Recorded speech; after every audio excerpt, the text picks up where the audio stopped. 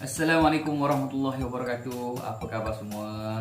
Okey, hari ni Abang Saiful nak buat satu lagi review tentang barang pancing bajet dan masih lagi tentang rod bajet. Okey guys, jom kita tengok rod apa tu ya.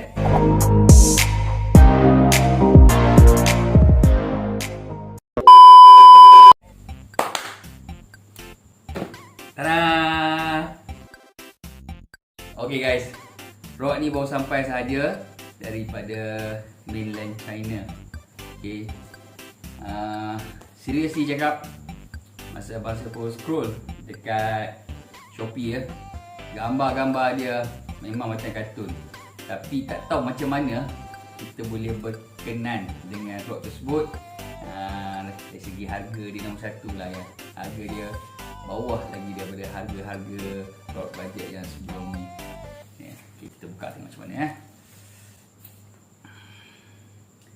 Kali ni Abang Saiful dah siapkan pisau untuk potong.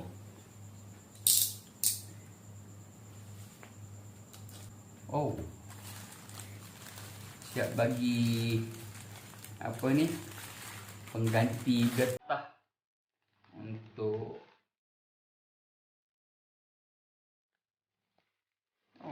smart lah.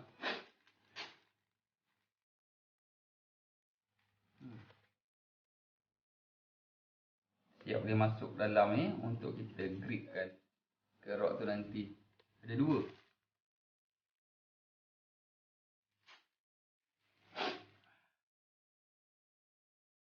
Okey. Jom kita tengok. Okay guys, sebelum tu, ni dia Water King 602C. Water King. Apa dia tulis lagi ni ya?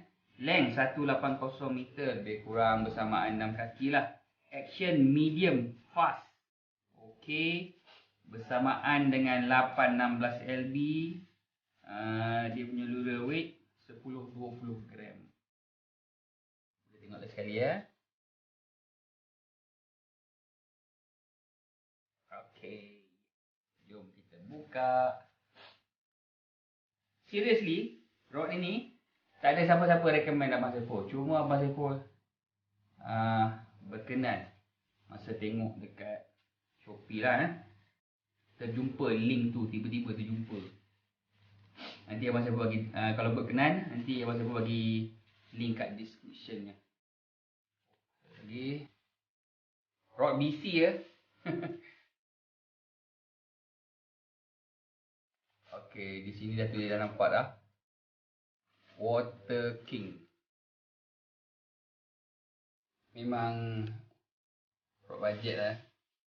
Okey, nampak Eva dia. Tada. Tang Eva ni sebenarnya Abang Saiful minat tu. Okay guys. So, logo Water King. Okay. So, di sini. Wah, mantap dah ni. Water King 602C. Water King 602C. So, di belakang ni. Okey. Dia punya yang sama macam tulis dekat apa ni? Dekat sarung tadi. Panjang 6 kaki. Medium action. Okey. Lunar weight 10-20 gram. Okay ke? 10, yes. 10-20. Berkenan kerana Eva ni lah puncanya yang jadi beli. Kita jumpa dalam link YouTube, dalam link Shopee. Berkenan kat Eva ni. Sebenarnya ada dalam 7 ke 8 bentuk Eva. Nanti Abang Saiful bagi link dia Okey.